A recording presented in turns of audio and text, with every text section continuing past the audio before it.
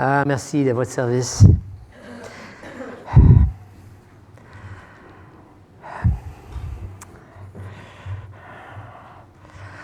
On continue ce matin à réfléchir sur l'appel de Dieu. On a, là, 3 semaines, je vous ai entretenu sur l'appel général. J'ai parlé de l'appel général, j'ai parlé de l'appel efficace. Dieu nous a appelés, nous qui sommes chrétiens. Maintenant, il nous a appelés d'un appel efficace. Nous sommes venus à lui, on a cru en lui. Un appel qui n'est pas basé sur nos mérites.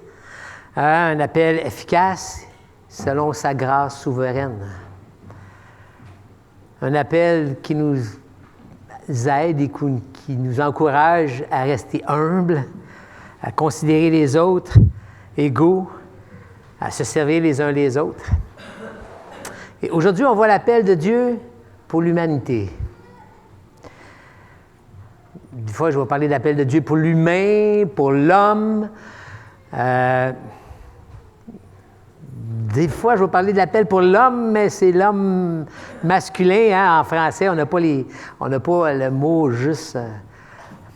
le même mot est pour l'homme masculin et l'homme, l'humain, l'humanité. Mais puis la semaine prochaine, Dieu voulant, on va réfléchir sur l'appel spécifique de Dieu dans nos vies. Et là, l'appel pour l'humanité ce matin. Et ce matin, on va découvrir que l'appel de Dieu pour l'humanité est de travailler. Tu peux changer, Fred. L'appel de Dieu est de travailler et d'être roi, prêtre pour l'expansion de la présence de Dieu dans ce monde. Ce matin, c'est ça qu'on va essayer de découvrir ensemble, que l'appel de Dieu est de travailler, d'être roi, prêtre pour l'expansion de la présence de Dieu dans ce monde. L'appel de Dieu est premièrement de travailler. Si vous avez vos Bibles, vous pouvez tourner, sinon vous pouvez lire avec moi. Genèse, chapitre 2. Donc, on va voir l'appel de Dieu pour l'humanité quand ça a commencé. Qu'est-ce que Dieu voulait? À quoi Dieu appelait l'homme? Mais, Genèse 2, chapitre 4, Genèse chapitre 2, versets 4 à 9 et les versets 15 et 17. Telle fut l'histoire du ciel et de la terre quand ils furent créés. En Genèse 2, c'est comme l'auteur de Genèse répète le récit de la création, mais d'une façon différente qu'au chapitre 1. Différent et semblable aussi, quand même. Donc, telle fut l'histoire du ciel et de la terre quand ils furent créés. Lorsque l'Éternel Dieu fit la terre et le ciel, il n'y avait encore aucun arbuste dans les champs sur la terre et aucune herbe des champs ne poussait encore. Car l'Éternel Dieu n'avait pas fait pleuvoir sur la terre, et il n'y avait pas d'homme pour cultiver le sol. Cependant, une vapeur montait de la terre et arrosait toute la surface du sol. L'Éternel Dieu façonna l'homme avec la poussière de la terre. Il insuffla un souffle de vie dans ses narines, et l'homme devint un être vivant. L'Éternel Dieu planta un jardin en Éden, du côté de l'est, et il y mit l'homme qu'il avait façonné. L'Éternel Dieu fit pousser du sol des arbres de toutes sortes, agréables à voir et porteurs de fruits bons à manger. Il fit pousser l'arbre de la vie au milieu du jardin, ainsi que l'arbre de la connaissance du bien et du mal. Et verset 15. L'Éternel prit l'homme et le plaça dans le jardin d'Éden pour qu'il le cultive et le garde. L'Éternel Dieu donna cet ordre à l'homme. Tu pourras manger les fruits de tous les arbres du jardin, mais tu ne mangeras pas le fruit de l'arbre de la connaissance du bien et du mal, car le jour où tu en mangeras, tu mourras, c'est certain.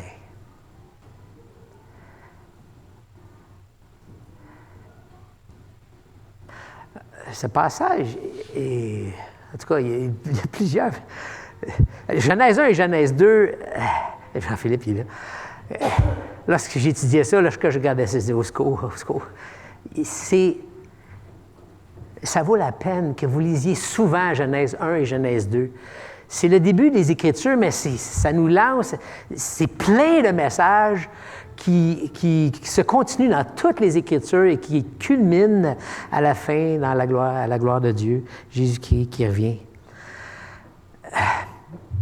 Et même le chapitre 3 est important. Donc, les 3 premiers chapitres de Genèse, c'est comme une fondation extraordinaire pour comprendre toute la Bible. Et le passage ici est frappant parce qu'il se déroule avant la chute, avant qu'il y ait du péché sur la terre. Avant la chute, ça me surprend en verset 4, il se dit qu'il n'y avait rien qui poussait le sol, parce qu'il n'y avait pas d'homme, avant que Dieu crée l'homme, il n'y avait pas d'homme qui cultivait le sol. Mais au verset 15, l'Éternel Dieu prit l'homme et le plaça dans le jardin d'Éden pour qu'il le cultive et le garde. Dieu appelle l'homme Adam, même avant que Ève arrive. Ève va arriver un peu plus tard dans le récit au chapitre 2. Dieu appelle l'homme à cultiver un jardin.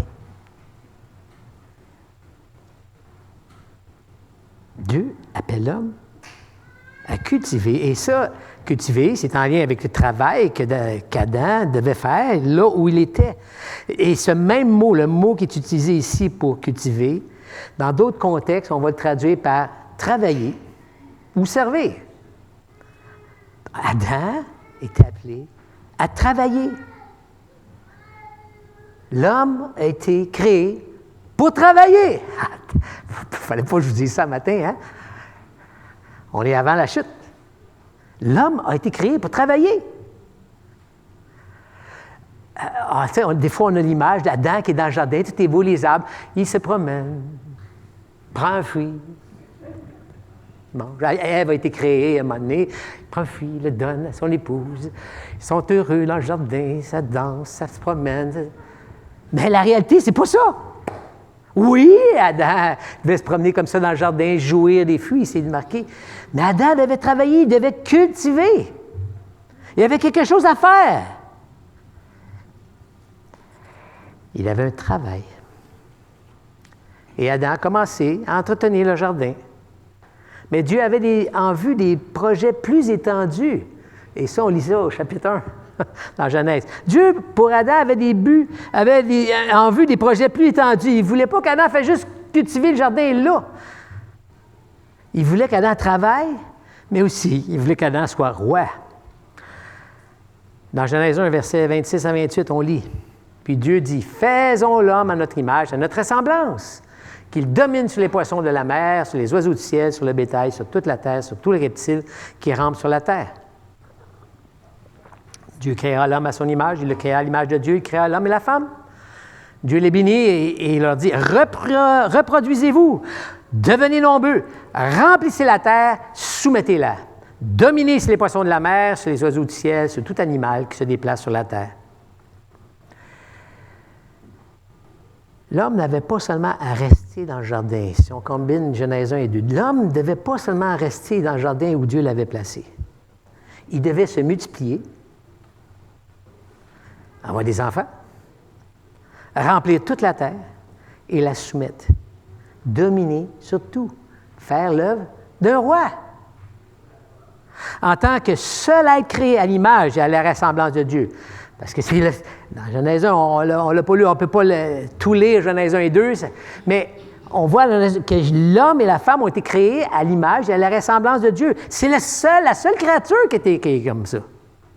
Mais en tant que seul être créé à l'image et à la ressemblance de Dieu, le travail de l'homme était de gouverner, commençant par Éden, mais en s'étendant jusqu'à ce que tout le monde entier soit soumis à sa royauté. Dieu, le roi suprême, mais l'homme, le roi, on parle de vice-régent, le roi qui est en dessous du grand roi, mais Dieu qui donne une autorité absolument extraordinaire à l'homme avant la chute. Et le travail se complexifierait. Il se complexifiait. Hein? Fonder des familles, aller partout sur la planète, avoir des enfants, donc s'occuper des enfants, prendre soin des enfants, planter, labourer, vivre en société, à avoir des mathématiciens, à avoir toutes sortes de monde qui travaillent. Maintenant, se spécialiser, se diversifier, inventer. Tout ça, c'était compris dans le travail de l'homme, dans le fait de dominer sur la terre. Donc, prendre soin, planter, labourer, pas seulement prendre soin et labourer, mais vivre en société, se spécialiser, se diversifier, inventer, découvrir, transformer la terre entière en une vitrine de gloire et de beauté de Dieu. Ça, c'était l'appel de l'humanité. Prendre soin d'elle pour l'éternité. Offrir le meilleur de soi-même pour la gloire de Dieu et le bien des autres. Un bel appel, mais, Genèse 3 est arrivé. Le péché est entré dans le monde. On l'a lu, Dieu avait placé dans l'arbre un jardin qu'Adam et Ève ne pouvaient pas manger. C'était signe. L'arbre était là comme signe qu'il devait toujours rester soumis à celui qui est le roi sur tout. C'était pas eux qui étaient le roi. Le roi sur tout, c'était Dieu, et eux étaient rois, parce que Dieu leur permettait d'être rois. Ils voulaient même qu'ils soient rois sur cette planète. Et malgré toute leur grande liberté, malgré le privilège de dominer sur la terre, le Seigneur devait toujours demeurer celui qui était au-dessus de tout, et celui à qui on devait soumission. Le péché est entré dans le monde et l'homme a voulu dominer sans Dieu. Genèse 3. Le serpent, c'est tragique. Je vais vous lire Genèse 3, c'est tragique. C'est comme, on ne comprend pas le péché. Hein? On comprend pourquoi. Il était parfaitement bien, Adam. Le serpent était le plus rusé de tous les animaux sauvages que l'Éternel Dieu avait fait. Il dit à la femme, Dieu a-t-il vraiment dit, vous ne mangerez aucun des fruits des arbres du jardin? La femme répondit au serpent, nous mangeons des fruits des arbres du jardin. Cependant, en ce qui concerne le fruit de l'arbre qui est au milieu du jardin, Dieu a dit, vous n'en mangerez pas et vous n'y toucherez pas, sinon vous mourrez. Le serpent dit alors à la femme, vous ne mourrez pas, absolument pas. Mais Dieu sait le jour que vous en mangerez. Vos yeux s'ouvriront et vous serez comme Dieu. Vous connaîtrez le bien et le mal. La femme vit que l'arbre était porteur de fruits bons à manger, agréables à regarder, précieux pour ouvrir l'intelligence. Elle prit de son fruit et en mangea. Elle en donna aussi à son mari qui était avec elle, et il en mangea.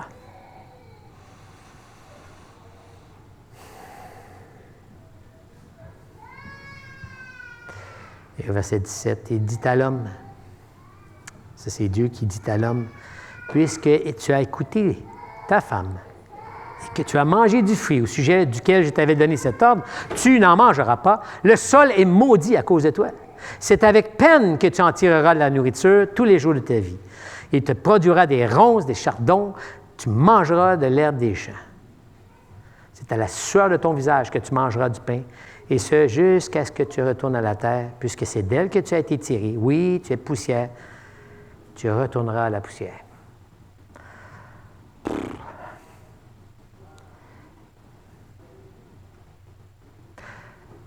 Dieu avait demandé à Adam, vous vous souvenez? Il avait dit, il le plaça dans le jardin pour travailler, et pour le garder. Et Adam n'a pas gardé le jardin. En tant que roi du jardin, il devait le protéger, empêcher les choses impures, mauvaises d'y entrer. Et si cela arrivait, juger la chose mauvaise et chasser la chose mauvaise du jardin. Dieu avait donné ça à Adam, un travail à faire. Et un intrus est arrivé, un serpent, est entré, il n'a pas été chassé, et il a tenté, il a influencé Ève, qui elle a influencé son époux Adam. Qui les deux ont fait à leur tête, les deux ont désobéi, en pensant que ce serait mieux comme ça. L'homme pensait avoir plus sans Dieu. L'homme se pensait au-dessus de Dieu. L'homme n'avait plus besoin de Dieu. L'homme déclarait que Dieu n'aurait plus d'autorité sur lui Et l'homme gardait la couronne pour lui. C'est la chute. Le péché qui est entré dans le monde et le péché qui continue encore aujourd'hui.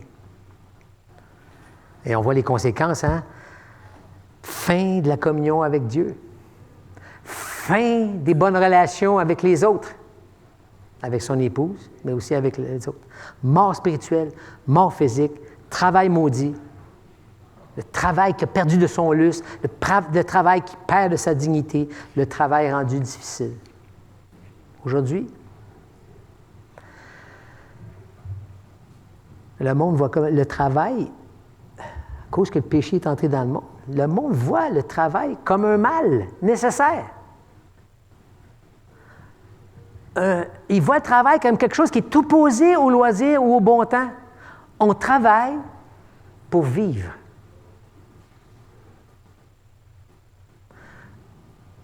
On travaille pour soi. On travaille pour prendre des vacances. On travaille pour accumuler de l'argent pour la retraite. On travaille pour pouvoir se payer des loisirs, ce qu'on veut. On travaille pour la famille, payer les factures. Toutes ces choses-là, ce n'est pas nécessairement mauvais. Mais on a perdu la bénédiction du travail lui-même pour la gloire de Dieu et le bien des autres. Le travail lui-même n'a plus la valeur qu'il devrait avoir. Et ça, c'est la chute qui amène. Et cette vision du travail, nous, les chrétiens, ça nous influence. On est influencés par la vision du travail des personnes autour de nous. On pense comme chrétiens qu'on peut servir Dieu juste quand on vient à l'Église. Donc, on ne travaille pas. On peut servir Dieu juste dans nos temps libres, dans nos moments de loisir. C'est juste dans ce temps-là qu'on peut. Et le travail devient, on tombe dans le piège, le travail devient quelque chose de séculier, séparé des choses de Dieu. On ne pense pas servir Dieu dans la situation dans laquelle il nous place tous les jours, que ce soit dans la famille ou au travail. C'est comme on sépare les choses. Mais Jésus est venu pour renverser cette malédiction. Le roi qui avait été rejeté est venu prendre la malédiction et nous faire vivre le travail avec un regard nouveau, ou peut-être le regard qu'Adam avait avant sa chute. La rédemption, ce que Christ a fait, sa rédemption, son rachat, son œuvre sur la croix, doit transformer notre compréhension du travail. Le travail, pour le chrétien, ce n'est plus un mal nécessaire. C'est un appel de Dieu. Le travail en lui-même a désormais une importance spirituelle même, majeure.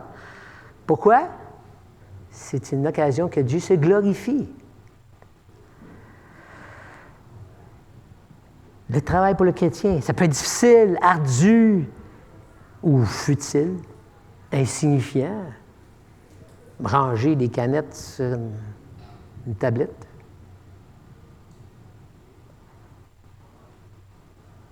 Mais à cause de Christ, le travail fait partie de l'appel et de notre service pour Dieu. Et le chrétien qui va travailler au Tim Hortons, ou un chrétien qui dirige des ouvriers dans une compagnie, en faisant ça, il sert Dieu lorsqu'il sert les autres. Il honore Dieu en faisant un bon travail de gestion. Il n'a même pas parlé de Jésus, là. Il fait son travail comme il faut. Il gère bien sa compagnie. Il honore Dieu. Le travail en lui-même honore Dieu. Son travail, même s'il n'a pas l'air spirituel.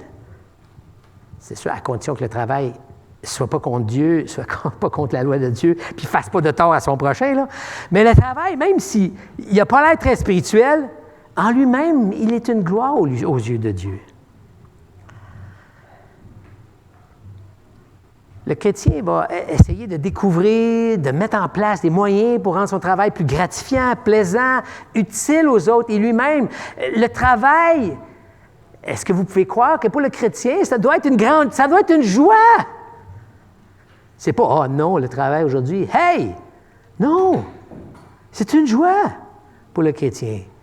Pourquoi? Il est en train d'accomplir l'appel de Dieu pour sa vie. Il est en train d'accomplir l'appel de Dieu de servir et d'être roi. Rappelez-vous, Dieu a appelé Adam à dominer. Dieu a appelé Adam à travailler. Mais ce travail-là, ça honore Dieu lorsqu'on est chrétien. C'est penser que le travail est un mal nécessaire.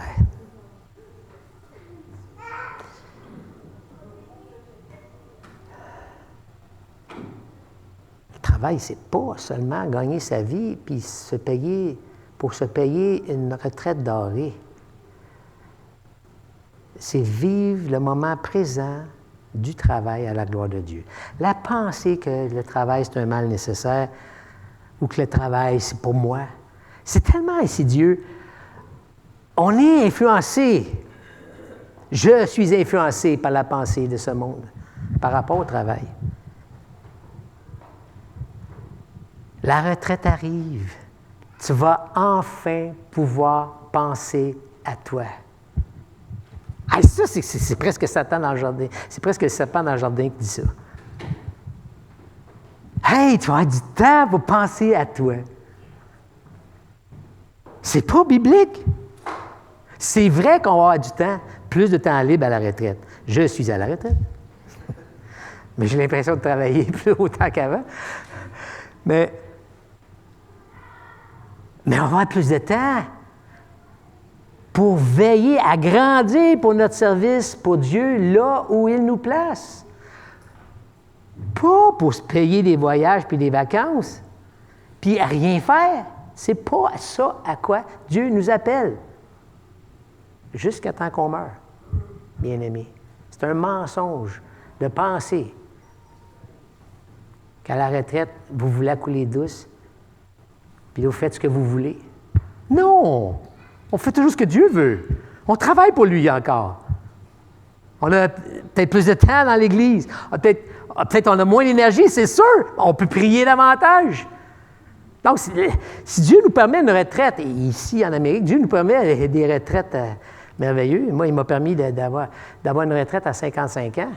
Hey, Seigneur, j'avais à cœur de travailler pour lui, pour faire un album. C'est pour ça que j'ai pris ma retraite. Mais j'aimais mon travail. C'était une joie de pouvoir servir. C'est pas un mal nécessaire, le travail.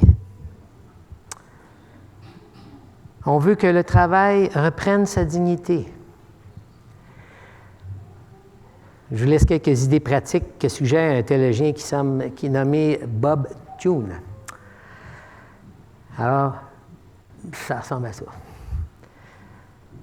Dieu sera glorifié dans notre travail quand nous nous donnons tout entier à notre travail. Ça, c'est des choses pratiques qu'on peut faire. De se donner tout entier à notre travail avec pour objectif de plaire à Dieu et non aux hommes. Dieu sera glorifié dans notre travail lorsque nous sommes honnêtes, même si ça fait mal ou que ça nous empêche d'aller plus loin. Dieu sera glorifié dans notre travail quand nous honorons nos supérieurs et nous soumettons à leur autorité. Peut-être que le supérieur ne le saura jamais. Que c'est dur pour toi de lui obéir et d'être soumis. Puis que c'est... Mais Dieu va être glorifié quand notre travail... Et nous, on va être dans la joie de savoir que Dieu est glorifié. On ne fait pas ça. Et de savoir qu'on est en train d'être des rois et de travailler pour Dieu. Dieu sera glorifié dans notre travail quand nous ancrons notre travail dans la prière. Dieu sera glorifié dans notre travail quand nous évitons de nous plaindre, de ronchonner, même dans les situations professionnelles qui ne sont pas idéales.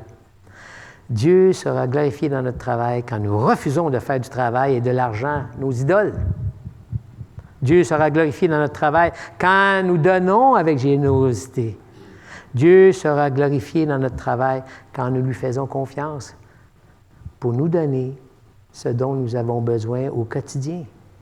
Dieu sera glorifié dans notre travail quand nous nous reposons de notre travail. Dans Genèse,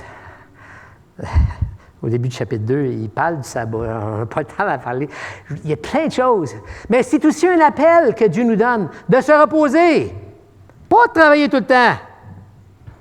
Oui, de travailler. Mais Dieu, on ressemble à Dieu. Dieu nous a créé à son image. On ressemble à Dieu. Dieu est créé en 6 jours. On lui ressemble. On travaille. Et on se repose.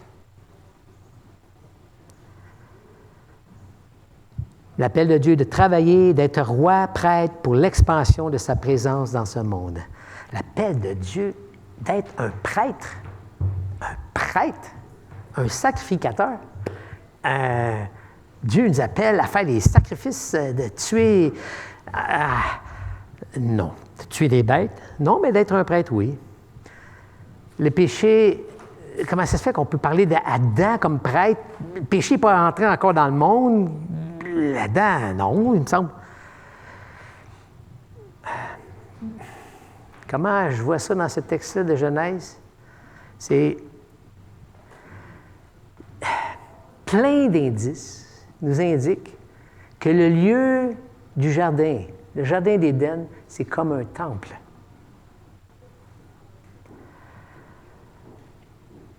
Adam dans un temple. Si Adam est dans un temple, c'est qui peut être dans un temple? C'était les prêtres qui pouvaient être dans un temple. Donc, des indices comme c'est le fait de devoir garder. Les Lévites devaient garder le temple. L'arbre de vie, qui, dans le temple, un chandelier à 7 branches. L'intérieur du temple, plein d'ornements. Et vous savez à quoi ça ressemble, l'intérieur du temple? Comment c'était décoré? Avec des fleurs. Ça fait penser à quoi, des fleurs? Peut-être un beau jardin. Donc, le temple, de la façon qui a été fait, c'est comme, ressemble à ce jardin d'Éden-là. Non, pas seulement ça, on parle du fleuve. Même le jardin d'Éden, il y a un fleuve qui sort. Dans le temple construit par Salomon, il n'y avait pas de fleuve, mais dans le temple d'Ézéchiel, il y a un fleuve. Donc, cette place-là, tous des indices qui nous disent que cette place-là, l'Éden, est comme un temple où Adam est placé là, prêtre, et c'est beau, je vous dis, c'est beau les Écritures la révélation de Dieu qui montre tout ce que Dieu a fait depuis le début. Et que l'homme qui est tombé, mais que Dieu règle ça. Mais ce jardin-là devait s'étendre par toute la terre. Ce temple-là devait s'étendre. Toute la terre. Comme ces murs devaient être comme ouverts, puis tu construis, puis tu continues de construire, puis tu continues de construire jusqu'à temps qu'il y ait un temple partout sur toute la planète.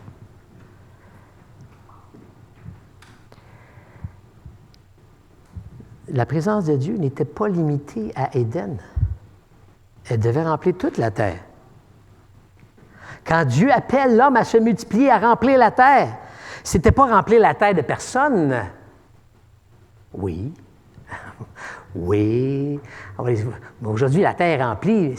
Mais ce n'était pas seulement remplir la terre de personnes, d'avoir plein de monde sur la planète. Partout sur la planète. Ce n'est pas ça que Dieu appelait Adam à faire. Son appel était de travailler, faire en sorte que le jardin s'agrandisse, être un roi prêtre pour l'expansion de la présence de Dieu dans le monde. Tu te multiplies, tu fais des enfants qui font des enfants, tu leur transmets l'image de Dieu, ils représentent Dieu partout, ça s'étend, ça représente Dieu. Et ça glorifie Dieu partout sur la planète. Mais Adam a péché. Il n'a pas pu agrandir la présence de Dieu sur toute la terre. Il n'a pas pu. Et même, dans toute la Bible, on voit que l'homme ne peut pas agrandir la présence de Dieu par toute la terre. L'homme ne peut plus. C'est pas tout à fait exact. Maintenant, l'homme peut. Le dernier Adam.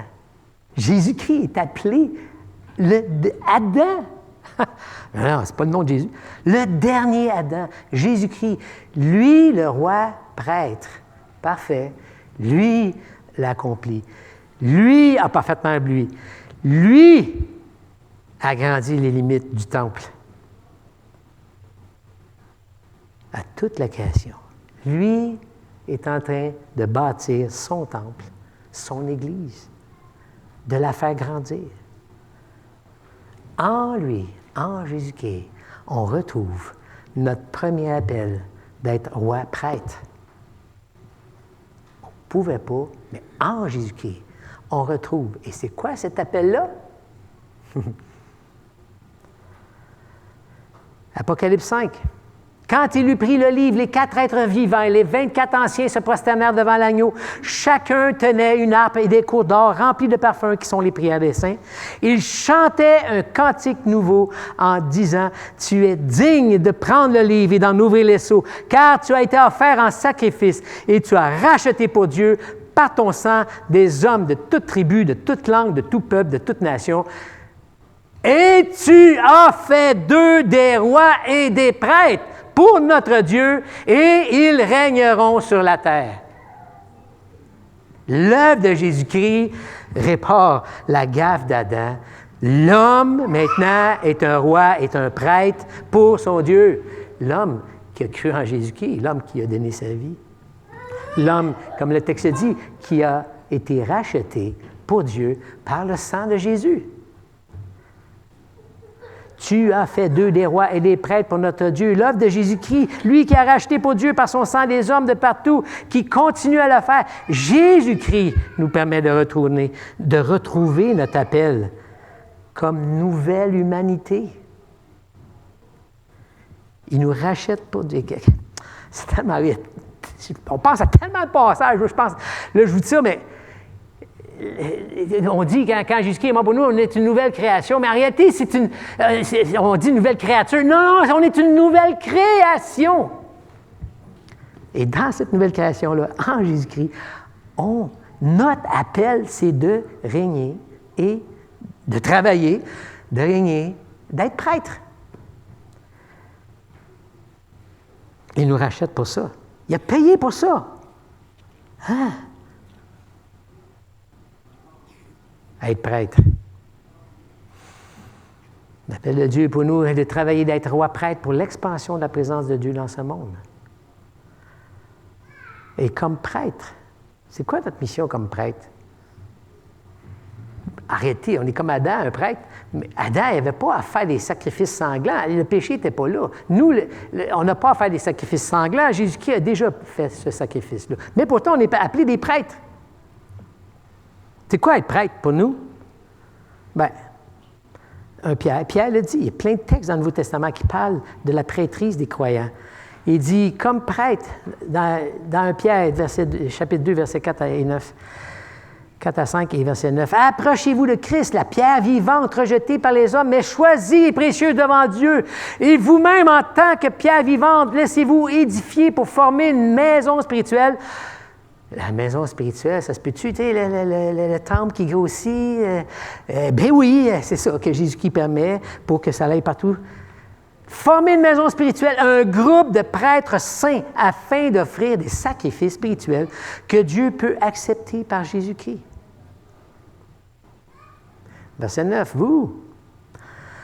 vous qui avez mis votre confiance en Jésus-Christ, là, vous à qui je parle, là, vous êtes un peuple choisi, des prêtres royaux. Regardons. Vous êtes des prêtres royaux, une nation sainte, un peuple racheté, afin de proclamer les louanges de celui qui vous a appelés des ténèbres à sa merveilleuse lumière. dans ce temple que Jésus est en train de faire, l'Église, ce temple qui grandit, on est des prêtres royaux qui faisons quoi? Qui proclamons simplement sa grandeur. La grandeur de notre Sauveur qui nous a appelés à sa merveilleuse lumière. En Jésus, on reprend notre appel d'être roi prêtre. Comment les auteurs du Nouveau Testament comprennent l'appel d'être prêtre? Dans Pierre, on l'a vu, témoigner devant les hommes des bontés de Dieu, tout en ayant un comportement exemplaire. C'est ce qu'il dit dans le texte quand il dit des prêtres saints. On a un comportement exemplaire qui reflète qui on est. Prêtre de Dieu, racheté par Dieu. Mais on est là pour témoigner aux hommes, devant les hommes. Arrêtez, témoigner devant les hommes. Mais aussi aux hommes, mais devant les hommes. Les bontés de Dieu. Hébreux 13, 15 nous dit aussi, c'est quoi notre appel comme prêtre? Qu'est-ce que ça veut dire? C'est offrir un sacrifice de louange, c'est-à-dire le fruit de lèvres qui confesse son nom. Vous voulez être des prêtres? De toute façon, Dieu vous appelle à être des prêtres. Louez Dieu. Louez tout le temps Dieu. Confessez son nom. Présentez sans cesse à Dieu notre louange et lui offrir des paroles qui le célèbrent, qui l'élèvent. Offrir sans cesse des chants qui le reconnaissent comme Seigneur. C'est ça qu'un prêtre fait. C'est ça que nous sommes appelés à faire maintenant. Dans Hébreux 13, le verset suivant, Hébreux 13, 16, qu'est-ce que ça fait un prêtre? Pratique la bienfaisance et partager nos biens. Faire le bien, s'entraider, partager ce qu'on a, ça, c'est un sacrifice qui plaît à Dieu.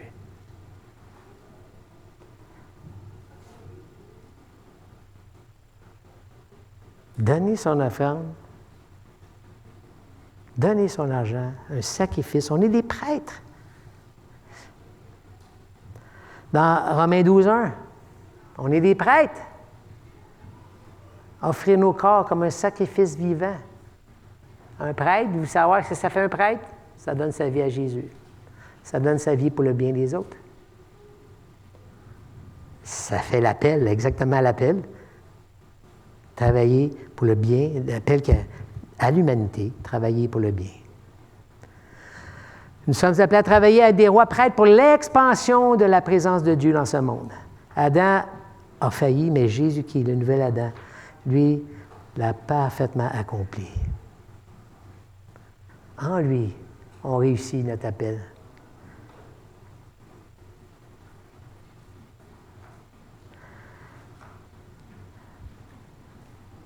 Et je voudrais dire que l'appel d'Adam était de se multiplier, d'avoir des enfants.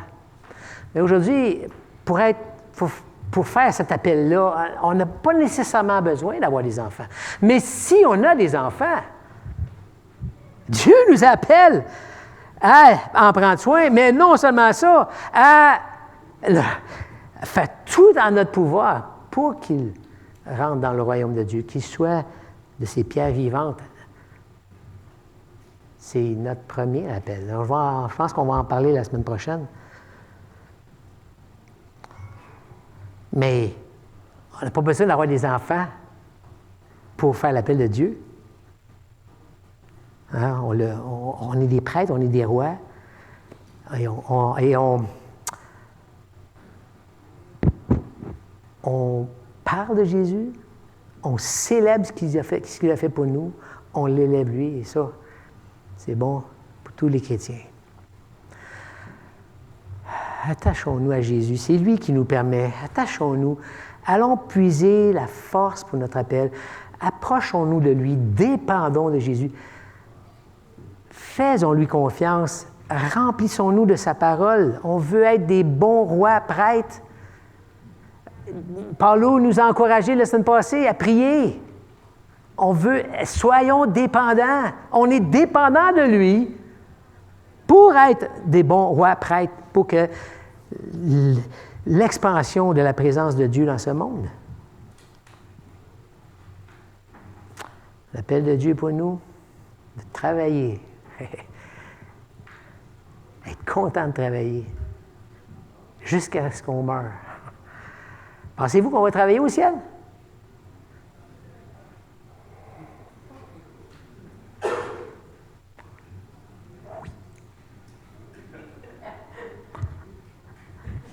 Ben, voyons donc. Ah, bon, ça, le travail, c'est une malédiction, là. C'est pas vrai, là. C'est une bénédiction. On élève Dieu. Donc, l'appel de Dieu, c'est de travailler, d'être des rois prêtres pour l'expansion de la présence de Dieu dans ce monde.